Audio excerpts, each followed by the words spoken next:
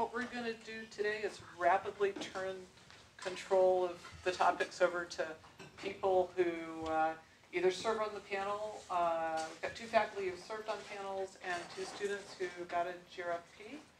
And faculty can talk to you about what it's like to be a reviewer and, you know, sort of the pressures on the reviewers and ways to help your proposals not get just tossed aside due to eye glazing. And the GRFP winners can talk about what maybe reviewers liked in their proposals and sort of how they thought about it. And I'll ask people to introduce themselves, and then maybe we'll start with Michael and Jeff talking about what it's like to be a reviewer, and then we'll ask students to talk. And you can ask questions at any time. Michael Graves, I'm a professor of anthropology. I have served on the archaeology and biological anthropology panel for the GRFP. My name is Jeff Wright from the Department of Chemistry and Chemical Biology, and I have served on the review panel for the Division of Chemistry and the subdivision of what's called Chemical Structure Dynamics and Mechanism. My name is Victoria Bowler. I'm a 3rd-year archaeology student, graduate student, and I applied in 2015 and received the NSF in 2016. I'm Jordan Gibbons. I'm a PhD student in my 2nd year in Earth and Planetary Sciences, and I'm pretty sure I also applied in 2015 and got it in 2016. Good for you. So maybe you folks want to introduce yourselves as well? Yusuf Badr, the Department of Chemistry and Material Science. Hi, I'm Alisa Tanirat. I'm a student in biology. I'm Catherine. I'm a student in anthropology. I'm Brittany. I'm soon to be evolutionary biologist. I'm Alicia. I'm an undergraduate senior studying applied mathematics and statistics. Janelle Varela. I'm also in the math department and studying statistics and math. I'm Zena Maple, and I'm also in biology with systematics. Nick Freimuller. I'm in first-year master's student in the bio department, working on paleoecology. I'm Jessie Williamson. I'm a PhD student in the biology department. And I'm Lisa, postdoc in biology. Lisa's my co-conspirator this year. Do you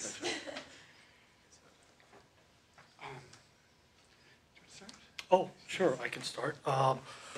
So I have been on the panel, I don't know, 5 or 6 years. You lose track after a while. But I'll just tell you a little bit about my experience, and then I'll tell you a little bit about how then I go about evaluating them. And so I have a whole other job where I do other things. I don't just review proposals for NSF. And I will get somewhere between 40 and 50 proposals to review. And so, which is a lot. And so if I were to spend an hour on each one, this would mean that I would spend a lot of time on them, but I don't spend an hour, I'm sorry. And neither do my colleagues. They don't spend an hour. Maybe they do in archaeology, but we don't in chemistry. They send it to you over Christmas break as well. Yes, they do. Yes, this is the problem. They also say it's like, yeah, they get you get them on December 12th, and you're turning them in on December 28th. I mean, it's like the worst time of the year to do it. At any rate, I'm unable to spend an hour on each one of them. What I look for is a coherent document, your personal statement, and then your research statement. I forget if this is 3 and 2 pages or 2 and 3 pages. They've switched it over the years in chemistry the last few years. What I'm looking for is a coherent document between the two. I'd like to see themes that are in the first part that are also in the second part. It would be great if you could identify things in both of them. And it would be great if it looked like your entire existence on Earth culminated in this research proposal in this event, which of course is not true, but you should endeavor to write it that way. And since it's 5 pages total, they come sequentially in the document, and most people just read them straight through. It really needs to be coherent. I said that before, but it really does need to look like the same person wrote both of them, if they're like two completely separate documents, this is distracting. We wonder, well, why does it look like this was written by somebody else, right? It is hard to put your research idea in your personal statement, but see if you can, right? That helps to tie them together. What are some of the other things that I'm looking for? Oh yes, because it is 5 pages, you cannot waste paragraphs, sentences, or words. If you have, my pet peeve, especially with the research statement, is some completely throwaway sentence that introduces a topic that I already know. For example, blank cancer kills X number of people every year. I already know this. I don't need to know this. You have just wasted a sentence, and you've only got my attention for so long, and I'm also not going to read it for an hour. Remember, I'm going to spend some number of minutes less than an hour. I'm not telling you it's fair. I'm just telling you what happens, right? And so I find the most compelling statements or paragraphs that begin the research statement are ones that advance a scientific topic early, right? Now in psychology or perhaps in archaeology, some of these other things, anthropology, it might be neat and useful to start with a humanistic statement, but in chemistry, I don't need it, right? And if your topic is very technical, you probably don't need it there either, right? But the idea of not wasting words or sentences or phrases, I think is important.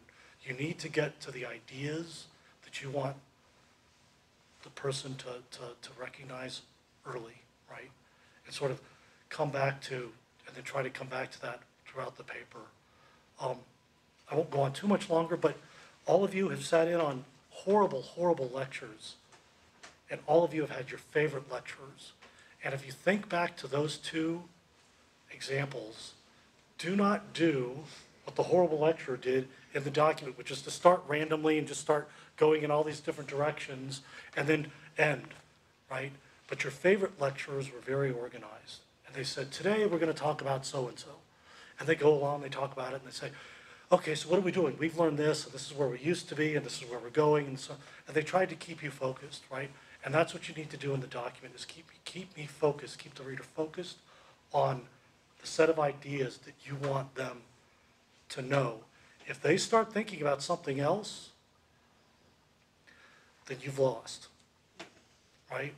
And you aren't getting them back. It's really, really hard for the person who's reading it. I'm not telling you it's fair. I'm just telling you what happens. If that person is reading it and starts wondering about dinner, it's not going to happen, right? It's very hard for the person to get back, right? And you might get lucky. The person will say, stop, wait, I'm thinking about dinner. Let me go back and read this, right? But remember, it's like December 19th. Your in-laws have just come in. And you've got to read. You've got 34 more of these things that you've got to read before. And there's Christmas. And you've got a 9-year-old who really, really wants something, right? And so again, I'm not telling you it's fair. I'm telling you that you've really got to think about how you put this document together. And it's hard to write 5 pages that are really focused. So don't start, 3 weeks before it's due, right? You've really got to spend a lot of time thinking about the document, putting it together, making the two, interface well together, and finding these themes that can be highlighted through both of them, right? So I guess that's what I would say. All of you probably have excellent academic records, or very strong academic records. So that goes to another point that Jeff was making. You're all going to look more or less the same in terms of your training and what you already have accomplished in a formal sense, things that would show up on your transcript. So those essays are what really distinguish the different applicants. That's why they are so important for you to think about how you're going to write them and write them really well. I second the idea that they need to be seamless in some fashion. Your research statement and your career in whatever field you're choosing should seem somewhat inevitable from what we've read before as well. That's what makes an interesting and a compelling argument for in an essay. It's also the case, and I'll second this as well, we need to, when we see a common writing style throughout the essays, that does tell us that a single person has been involved in writing them, and people are concerned about the role that advisors and faculty can play in shaping particularly your research statement. So make sure this sounds like you and not someone else, because we get asked that all the time, or we ask that question all the time when we're reviewing these proposals. Does it look like someone else wrote the research statement? So to have the research statement sound like you, sound like your personal essay as well. It is important to distinguish yourself. And the reviewers do try and they're trying to be fair to the applicants. One of the things that we all recognize is that students who are applicants who have attended private institutions probably have many more experiences or the opportunity for experiences than students coming from public institutions. It's important still for students who are applying from public universities to still be able to make the case for themselves. But we do understand there's going to be a different level of sort of nurturing that happens in public universities, especially large ones. I encourage you all to seek assistance or some advisement from faculty and other students. Again, going back to the notion that you want to write these yourself, but it doesn't hurt to get input from various individuals about what you hope to say, plan to say, ultimately do write. And again, multiple versions of these. I think at least 3 iterations is probably the minimal number of revisions that you would have to have for the essays. And again, there must be ways in terms of linking your previous experiences with what you plan to do your research on. Again, statements that look like they don't sort of come together in that fashion people are going to wonder if you're actually going to be able to do the work, or whether your background is sufficient to prepare you for that work.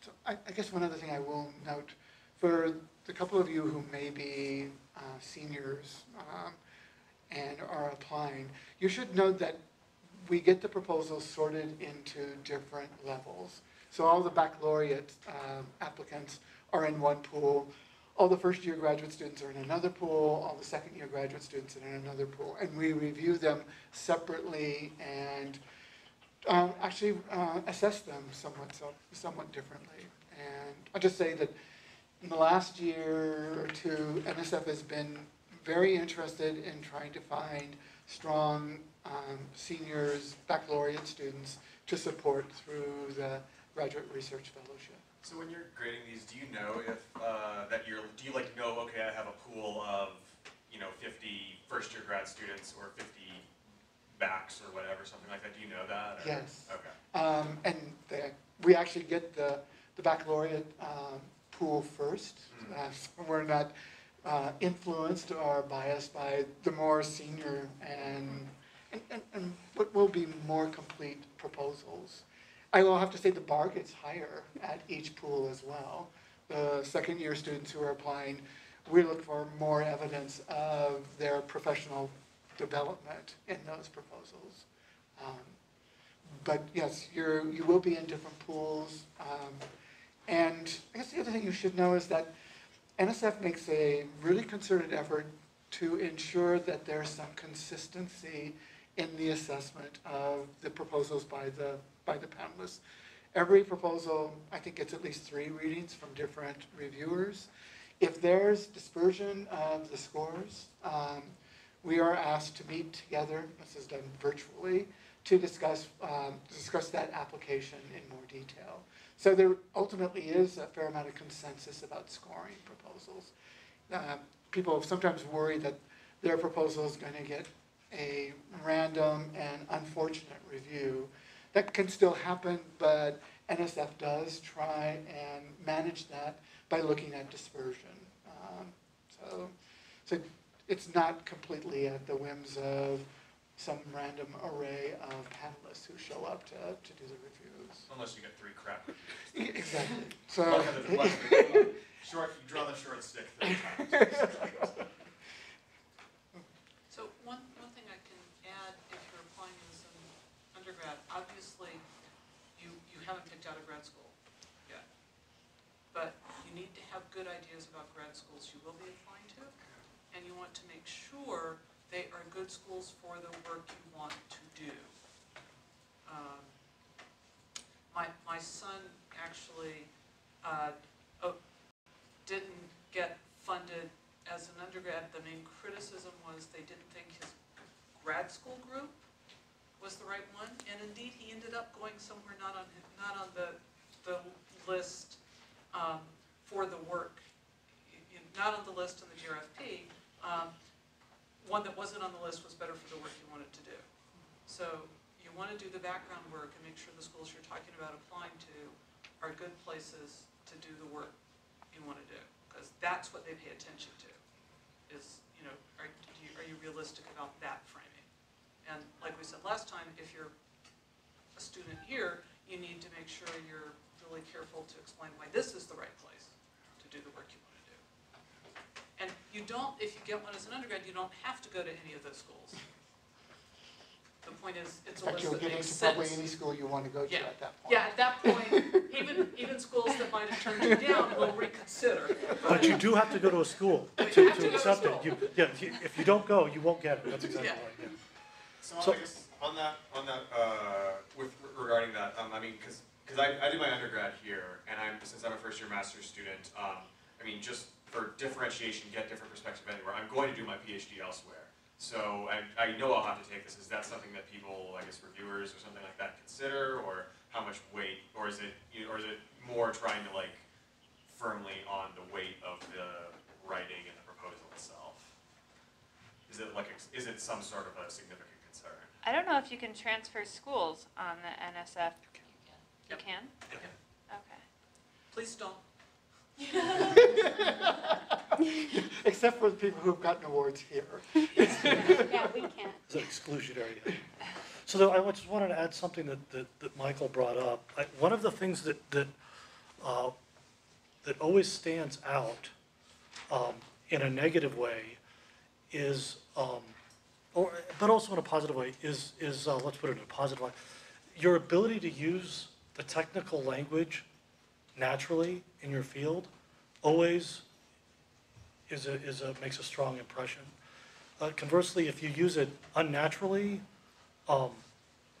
perhaps you show that you don't actually have an operational definition of some set of words or a concept, that's always like a huge red flag that you perhaps don't really know what you're talking about, right? And so you want to try to use the technical language or jargon properly. Can you give us some pointers on what you mean by writing using themes? Like, are we talking like metaphors, or just applying our personal motivations through the research project description? Well, you know it when you see it, right? And so, yeah, I mean, I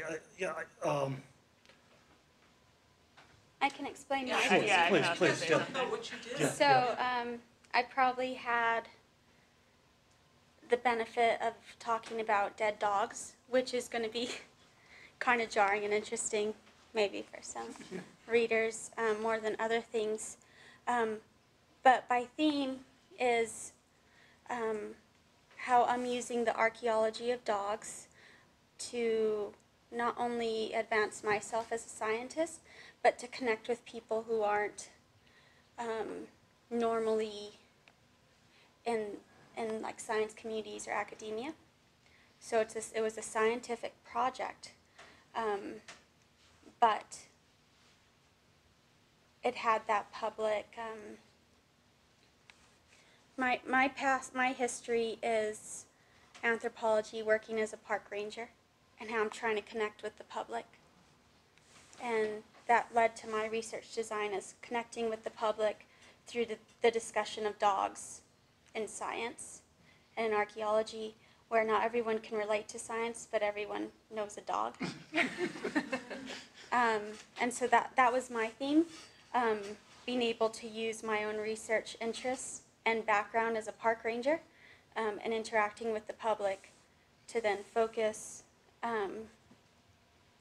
my research on the history of dogs and like the scientific testing to gain a history.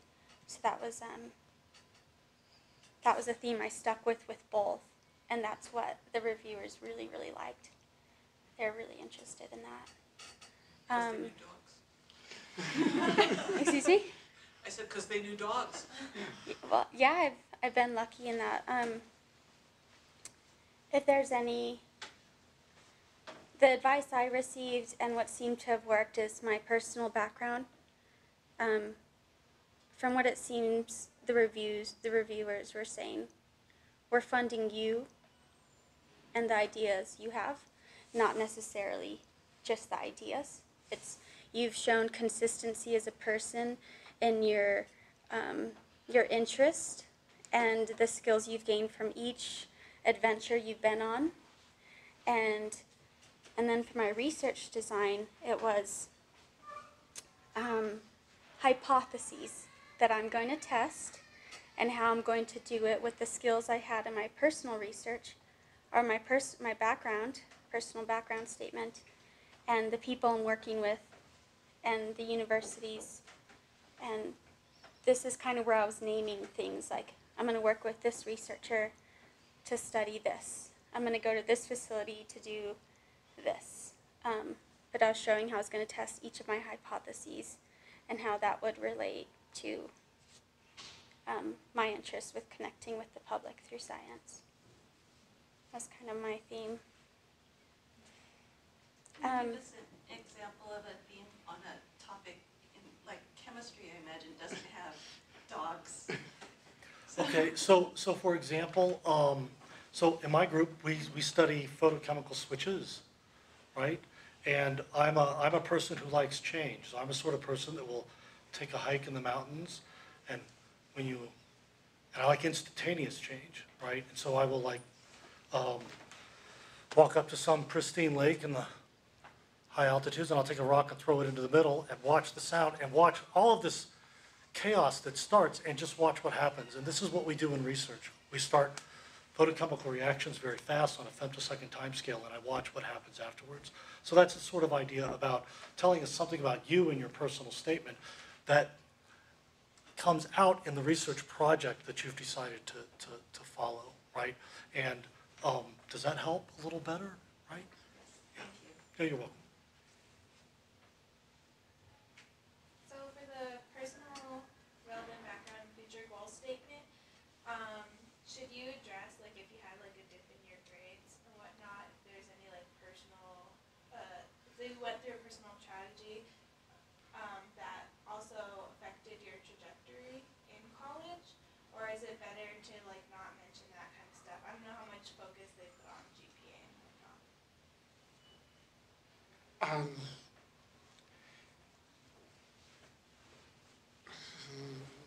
To the extent that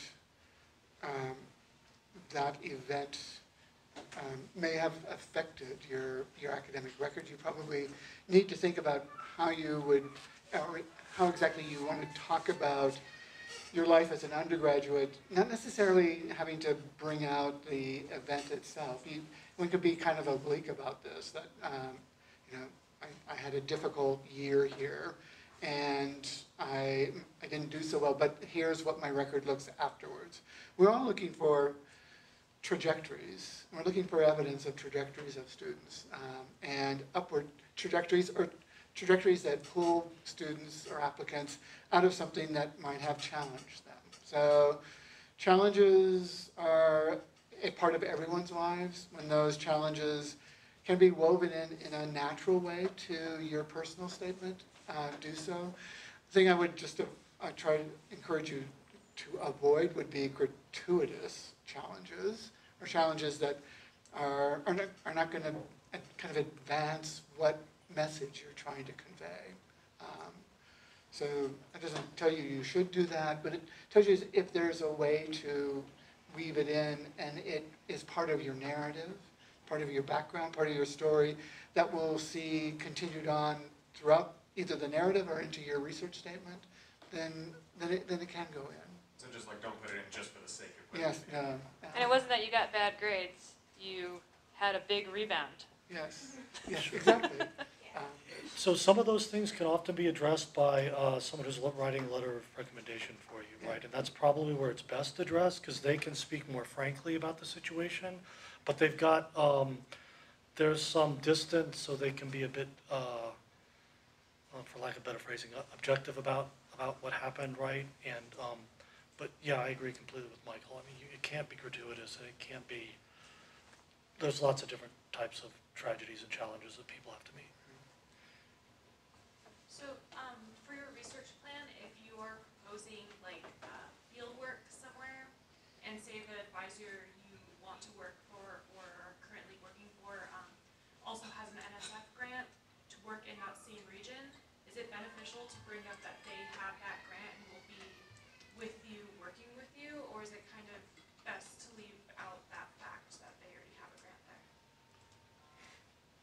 I think we're all looking for evidence that the student's research is independent, but it is part of something larger. In this case, your advisor's work or laboratory. I think we're a little skeptical about any application that sounds like the research is being done kind of as a lone wolf research.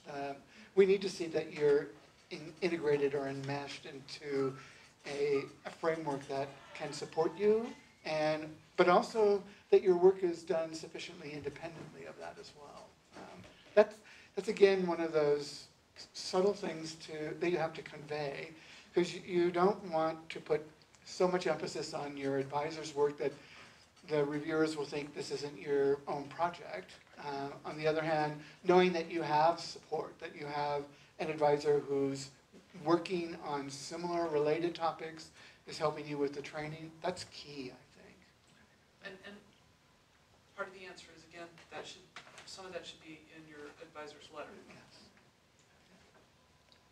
If a project is multidisciplinary and spans 2 disciplines, I don't know from the perspective of the reviewers, how does that get handled by reviewers? So say you specify, evolutionary biology and ecology as a second field. How many reviews are done by evolutionary biologists versus ecologists, or? They'll get assigned to one panel or another. They won't, at least in the anthropology discipline, they don't get reviewed by multiple panels. So there will be some decision-making by NSF on which panel to put you in, and panel members sometimes have a discussion about whether they're the best fit for a given application. If I would really think carefully about the disciplines or the fields you're going to list, to find the one that's likely going to be you're going to find the most support from. They're going to find your work the most compelling as well. So it might be worth some investigation in chemistry.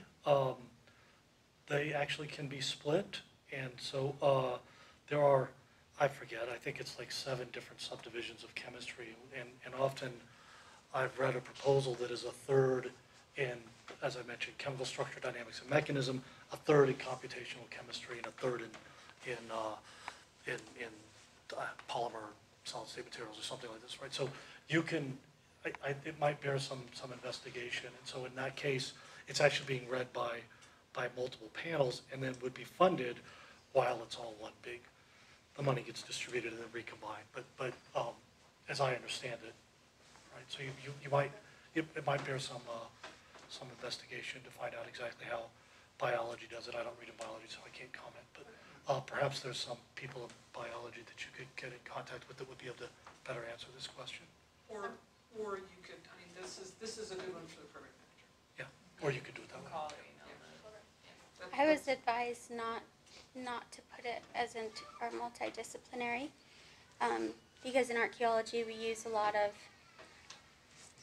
the other sciences, which I was using in my own research, that, I mean, they might say, hey, you're not doing it the way I'd want it done. But in archaeology, it's like, you're doing a great job. But if a chemist was to look at my work, they'd see probably more flaws through the chemistry side than the archaeology side. So I was advised just to put my main discipline or my main focus. Just so we're clear, all three of those that I mentioned were in chemistry. So I agree Yes. that if you were saying chemistry and archaeology, that's going to be a problem. I agree completely. But these were all within chemistry. They're this just may- different subdivisions within chemistry. So The issue with evolutionary ecology, though, is that Yes. you can have people from a variety of disciplines in that. So that's one field where if that is where you're going to focus your studies, the only thing you would need to be aware of is that there may be some anthropologists or biologists and psychologists who are part of that panel. So the pitch might have to be just a little bit different than if it's a strict biology program.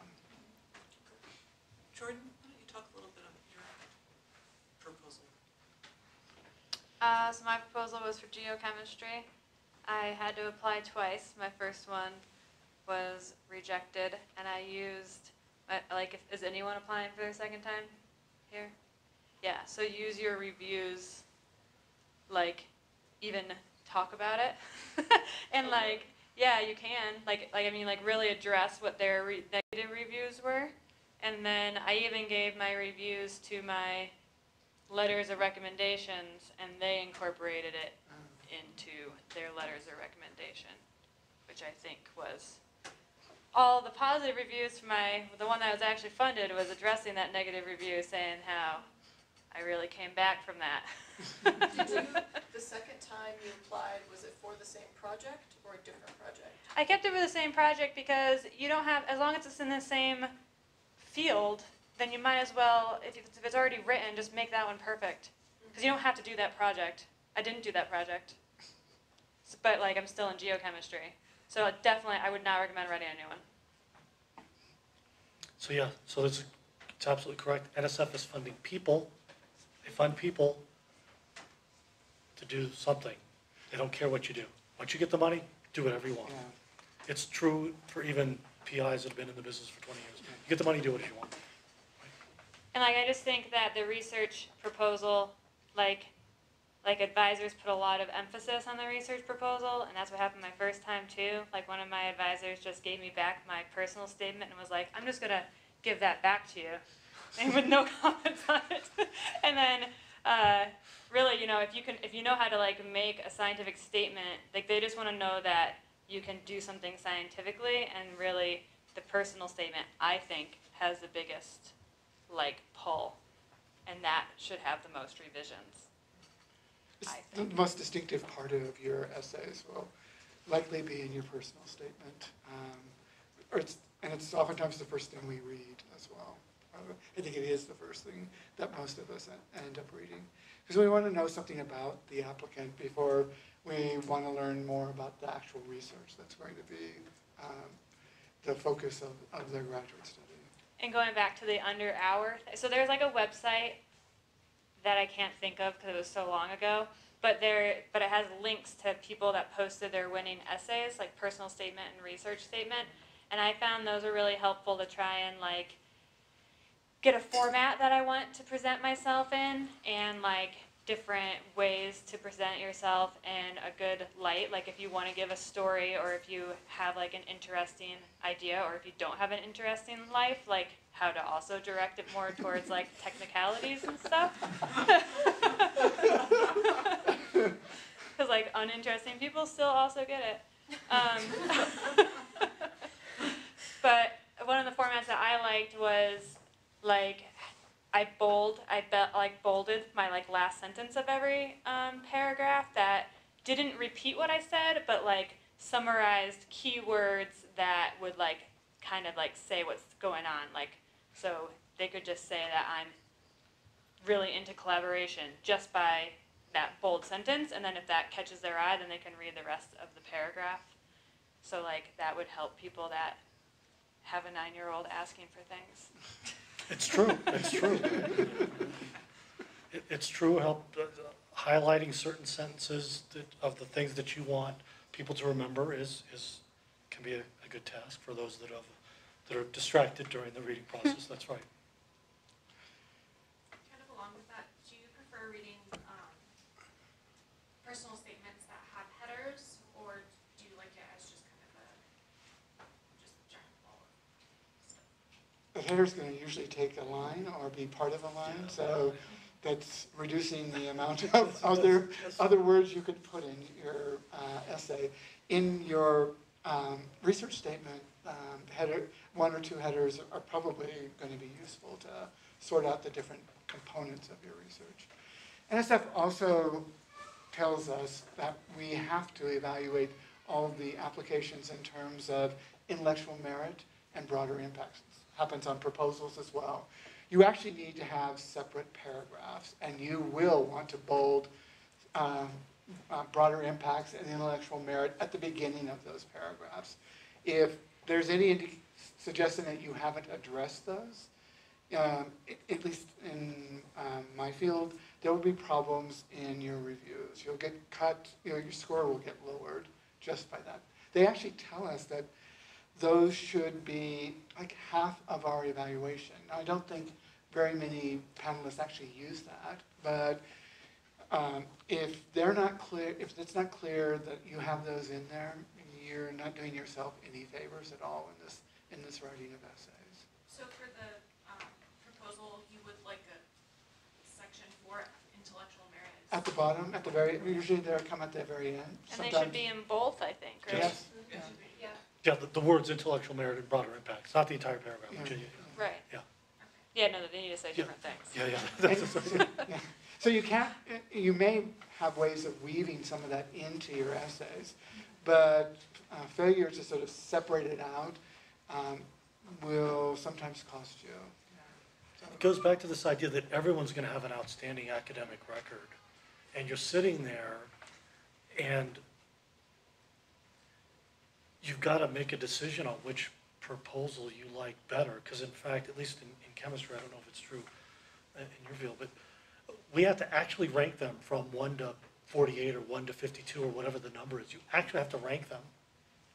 So, you're sitting, well, which one's 6 and which one's 7, or which one's 3 and which one's 4. It doesn't matter which one's 27, which one's 26. I mean, I literally spend no time thinking about that, because that person's not getting funded. The action is all up there between 1 and 6, right?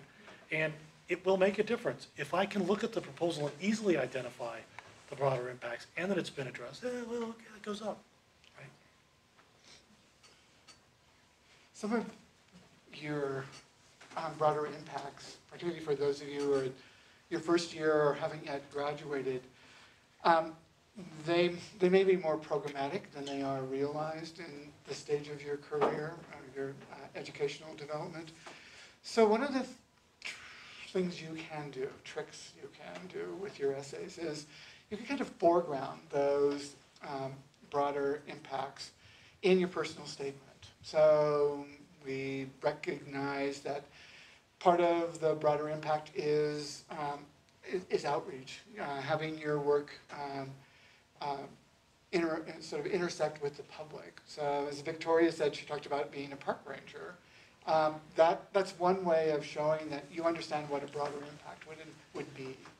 Volunteer work, other activities that you've engaged in that show that you're not concerned just about yourself, but the wider world. Those can be woven into your personal statement in really effective ways. Again, you're gonna have to figure out the balance of all of these in that personal statement. But as I said, there's a way to foreground some consideration of broader impacts in your personal statement, particularly if you're relatively new to the graduate school and you don't have much to show yet. We want to fund the individual. We want to fund the whole individual, and hence we'll be looking at other aspects of your statements for that. So it's true that not all the recipients come from Harvard, MIT, Caltech, Stanford, Berkeley. They come from all over, right? Because we are, in fact, evaluating everything.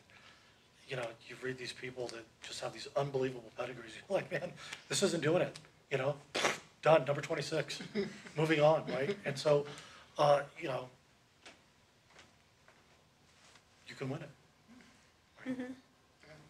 Right? And I didn't think that was true. I didn't even come to the first meeting because I didn't plan on applying.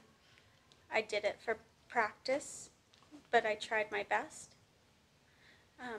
Not saying that, like, oh, I just did it, you know, the day before for practice. I took it very seriously without expecting I'd receive it because I didn't come from that type of background. Sure. But also I think the reviewers were really interested in that because it was different and I was able to accomplish all these other things.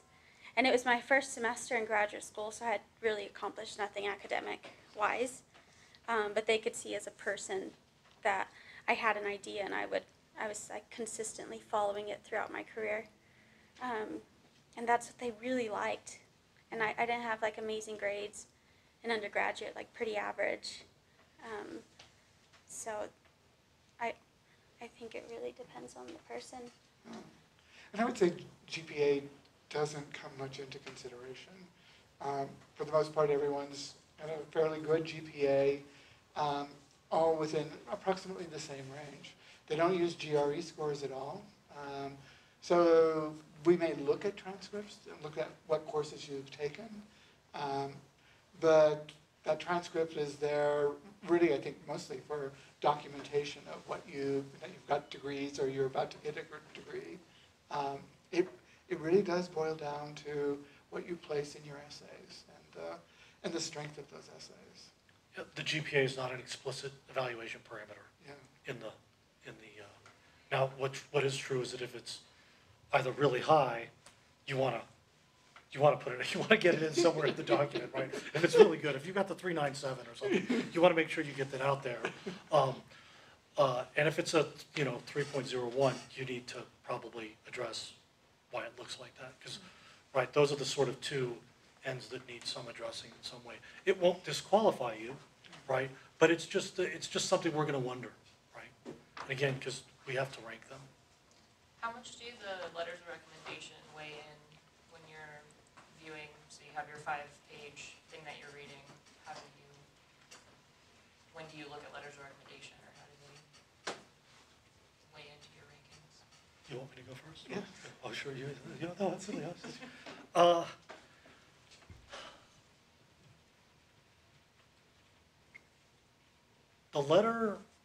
The letter from the research advisor is important. It's really important. If this person writes a half-page letter, man, it's bad. It's not good, right? And in fact, when I write my review, I try to address that, right? That the letters are not flattering or something. I've got some coined phrase that I use, right? So that to convey that to the applicant, right? The 8-page letter from the research advisor also is not helpful because I don't have an hour to read, right? And out of the 52 proposals that I'm reading, or whatever the number is, right?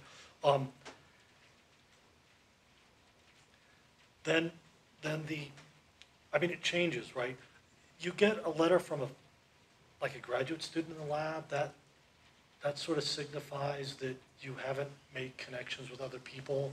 This goes to this idea that Michael brought out, that you don't really care about anybody other than yourself, right? I mean, if you aren't working with other people and have relationships with other people, then they can't write letters. So if you get the graduate student in the lab, this letter basically means nothing to me, right?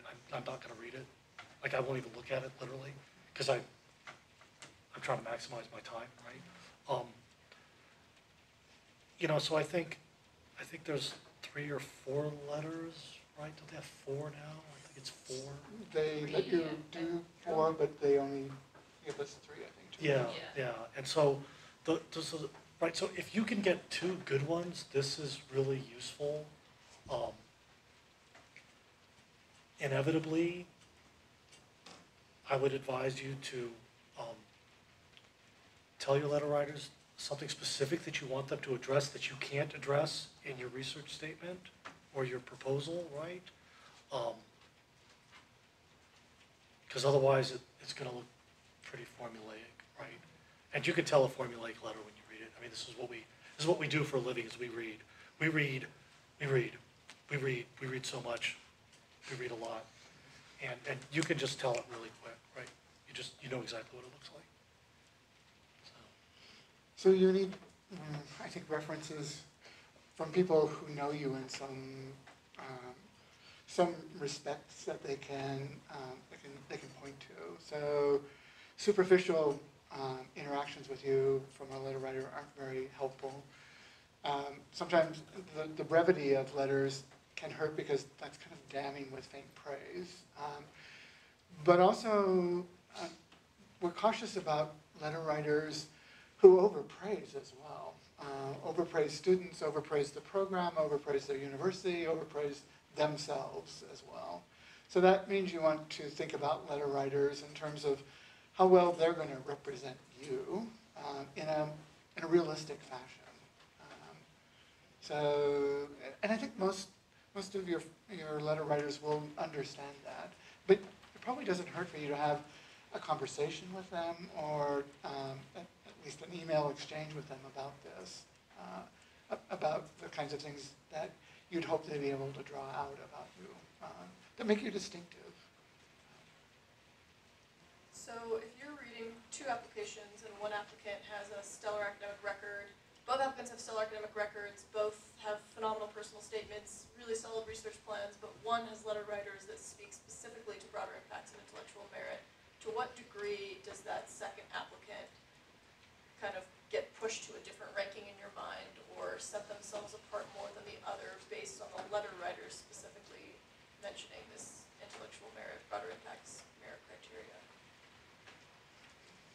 Does that weigh in?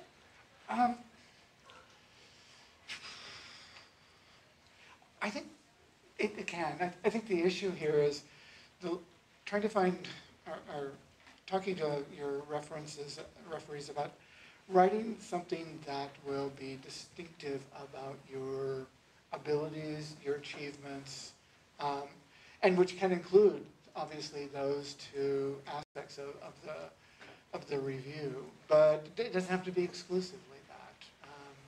Letter writers who can point to the extensive work that you've done in their laboratory over a period of years, and that you've mentored other students, that can be as important, because that actually is to some extent about broader impacts, but it doesn't have to be overtly stated as broader impacts. So those who have some knowledge about your background or about your research in a truly informative way.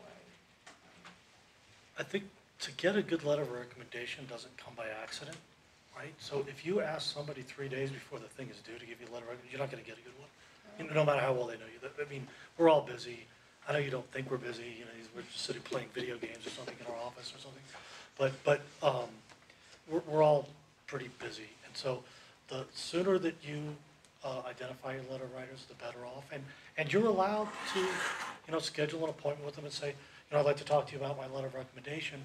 Here's how I'm thinking about writing this proposal. I've got this going on, and I was hoping you could discuss this, right? And that helps them, right? You're allowed to do it, right? Then you have to judge the situation. I mean, maybe the particular person doesn't want any hints on how to write their letter, but if you do get the feeling that they'd be open to suggestions, then you're permitted to, encouraged even. How do you evaluate the professional experience and the case that the person will not have publication, for example, or research work? Yes. Most of the applications, certainly a few applications that will have completed publications. Some may have things in press or they are in preparation. So we look at a variety of other indicators, professional development. If you've written a thesis as an undergraduate, if you've written a thesis as a master's student, if you've given presentations, done a poster. They used to have a page where those could be listed separately. I get a sense that that's not part of the application anymore, but making some reference to that in your statements. I think can help advance you and show that you're making progress towards what we're ultimately hoping you will achieve, which would be research that is funded and is published. Yeah, I mean, it's almost like name dropping. You can do things like, I was at the such and such conference and met so and so, and they discussed this topic, right? And so you're conveying this idea that you're out of just your office or your lab and you're interacting with other people, and then you're able to discuss the idea, right? And again, using, technical language naturally, right? And so this is sort of the other ways to sort of evaluate it. So. And I also took many years off in between bachelor's and master's. I needed a year off sometime during my bachelor's for some weird reason. So, it doesn't have to be a continuous, schooling. And I talked about it. Because when people take a break and come back, we can often get a sense that they really understand why they're in graduate school now, as opposed to doing something else. So, and also breaks in education can be useful for gaining experience that will ultimately be part of your personal statement as well. So draw upon the different facets of your background that will, convey that you understand what it means to be a scientist, what it means to earn a doctorate, what it means to have research that society will benefit from, or people will be able to understand. And as part of that, if you can indicate that you can finish things, some cues that you will, if you receive this award, you will be sticking with your education, right? You will get a PhD. So it's just some indication that you can stick with things for a while and see them through to the end. And there's all kinds of different ways to do that. If you've got a publication or a presentation or something, that's a piece. But if you don't, there's other ways. Talk about something you've been consistently interested in, or something like that. But that's another piece of you understand what it means to do research and get a PhD.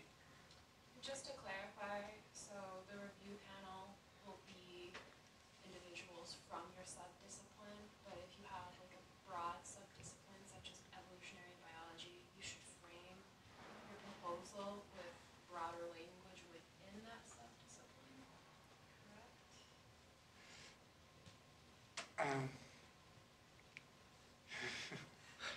I wrote it so that anyone could read it. Yeah. Okay. Yeah.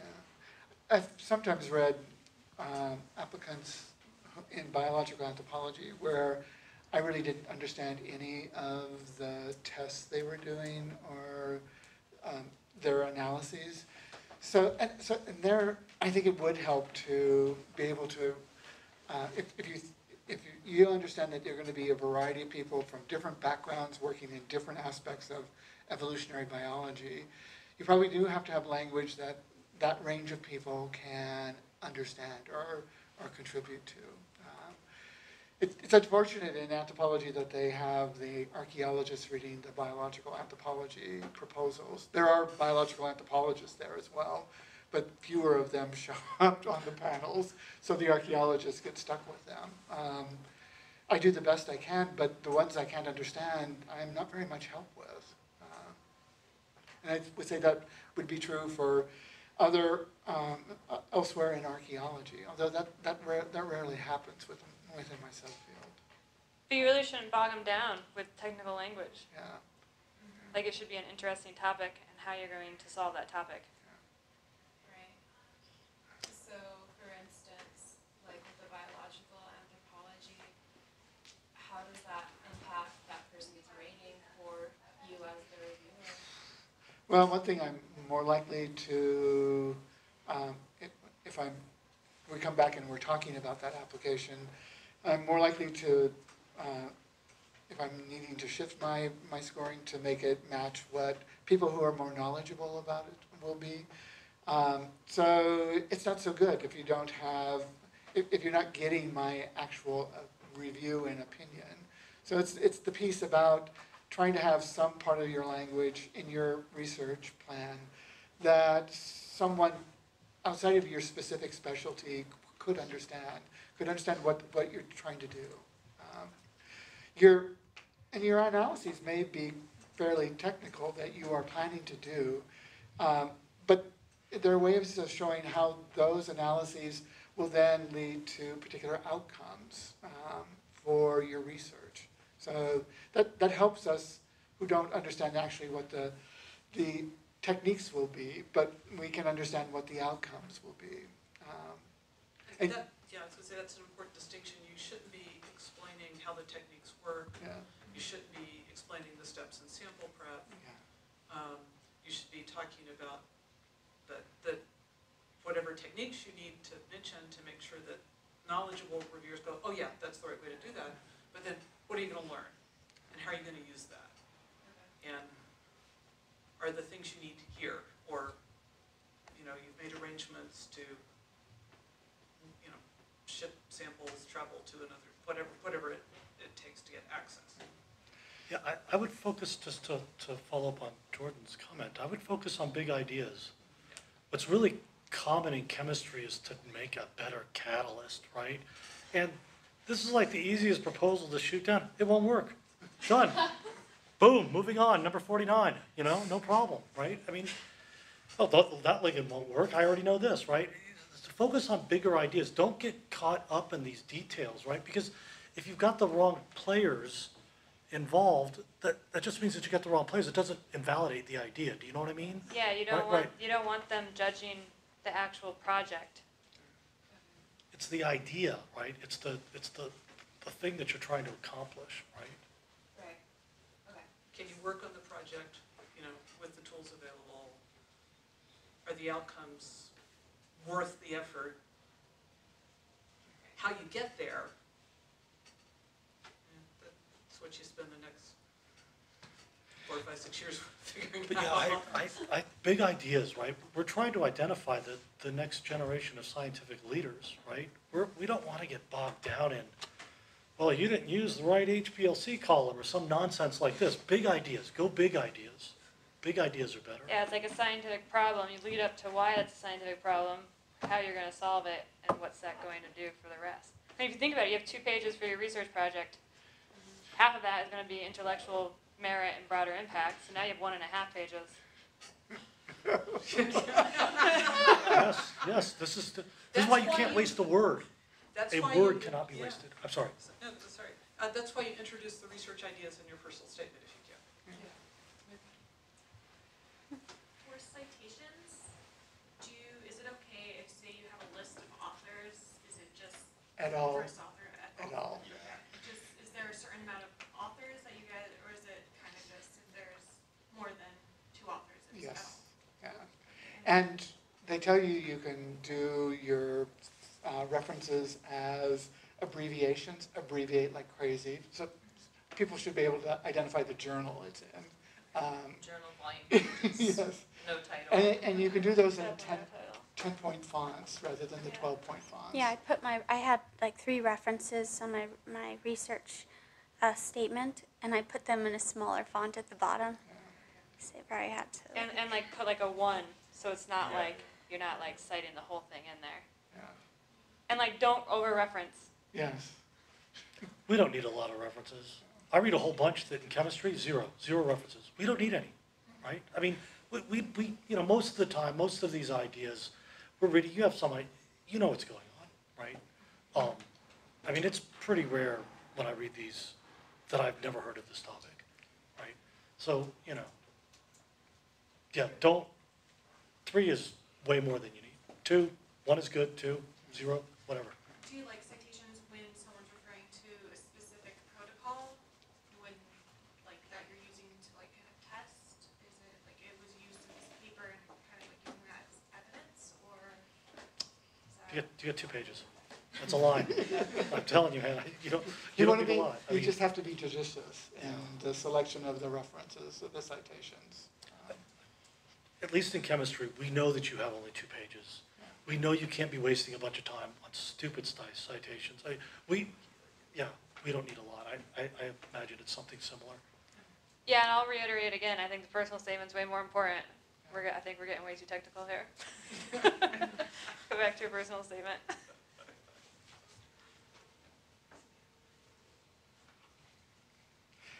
I'd also identify one other feature that I've seen in writing, and that is writing about an experience or some work you've done that says, oh, this work was fascinating, or this was really important. And what that lacks is telling us why or how. So you want to think about those statements that you're making that are trying to be both illustrative and elevational, but you have to show why they elevate you, why they improve you in some fashion, or have improved your abilities in some coherent, concrete way. Just to say they have, just to make assertions, doesn't advance your argument. So, Jordan's brought up this point a couple times that the personal statement is more important, and it can be. There's absolutely cases where it can be. In chemistry, we get the advice that you can judge each application differently. That one application you can decide that the research proposal is 90% and the personal statement is 10%, and that for another one it's 90% for the personal statement and 10% for the other. So in her experience, the personal statement is much more important. It's different for every proposal, right? And so you need to, find your voice and tell us the story that is about you and about this research project. And when you do that, people are going to evaluate it, and we will evaluate it differently, right? I mean, and I can't tell you why we evaluate one half more sometimes and the other half less the other times. It's just the way human nature is, right? It's just what we do. So, but do you guys get the same advice that you're able to move things around? Yeah. So. And again, I think for the baccalaureate pool, we may be more interested in the personal statement because we understand that the research statement's going not to be as detailed or fleshed out as it would be for other pools of applicants.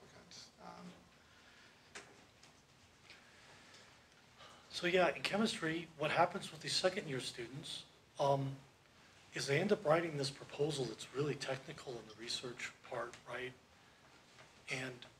And Michael alluded to this earlier, and the problem then is that by the time you've been a second-year graduate student in chemistry, you're pretty indoctrinated, right? And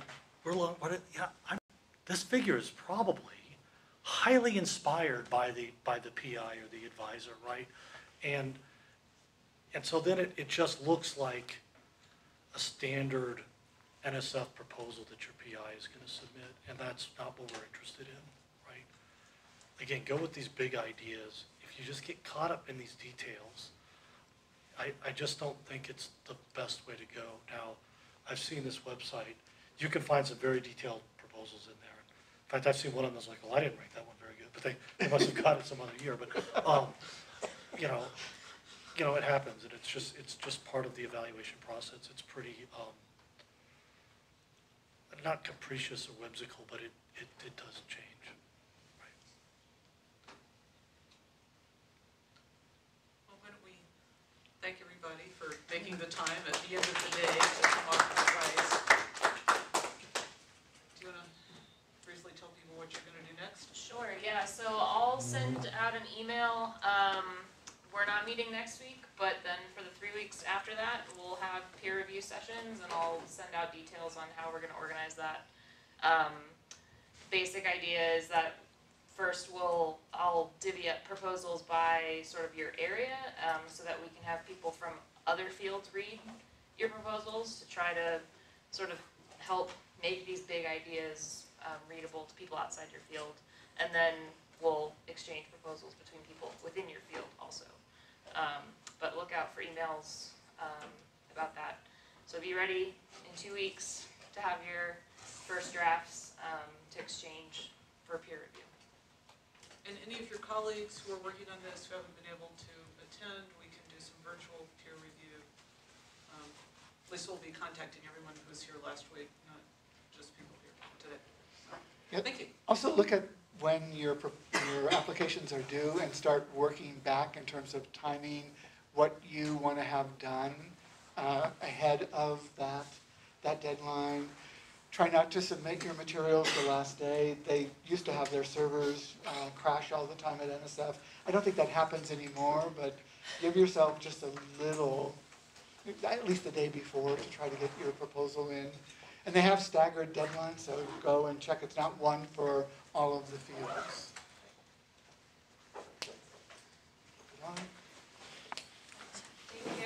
Congratulations to both.